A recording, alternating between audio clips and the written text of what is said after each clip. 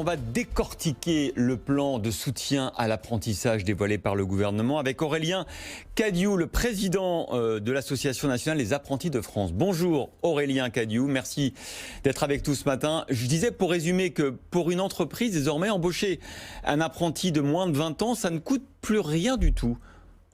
Bonjour, oui en effet l'aide qui a été annoncée hier par la ministre du Travail fait qu'un apprenti mineur qui coûte déjà pas extrêmement cher pour une entreprise va presque revenir à zéro quand on compte l'aide. Ça va presque couvrir tous les salaires de l'apprenti pour l'année. Parce que je rappelle effectivement que la prime elle est portée à 5 000 € pour les mineurs, 8 000 € pour les majeurs, mais combiné effectivement aux exonérations de charges qui existaient déjà, c'est un coup nul. Alors est-ce que du coup ça vous rassure parce que vous avez vous-même, Aurélien, sonné l'alarme il y a quelque temps en disant qu'on allait baisser de 20 à 40% le nombre d'apprentis en France, alors même qu'on avait réussi à faire redécoller cette filière et qu'on était fiers du nombre d'apprentis qui étaient dans les entreprises à la fin de l'année 2019. Est-ce que vous êtes rassuré aujourd'hui ?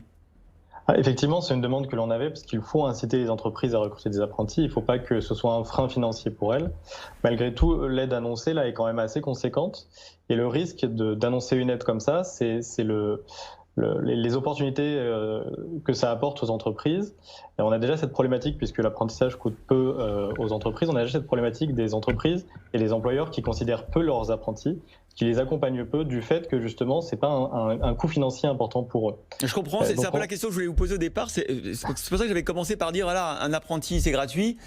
Est-ce que c'est une si bonne idée que ça d'aller dans cette logique-là ? Effectivement, est-ce qu'il n'y a pas les effets pervers que vous expliquez ? C'est-à-dire que tout travail a une valeur, surtout celui des apprentis. Il ne faut pas donner l'impression que ce travail ne vaut rien. Oui, tout à fait. En fait, le risque, c'est que ça peut dévaloriser l'apprentissage en montrant que finalement un apprenti, ça ne coûte rien. On peut en recruter un comme ça très rapidement.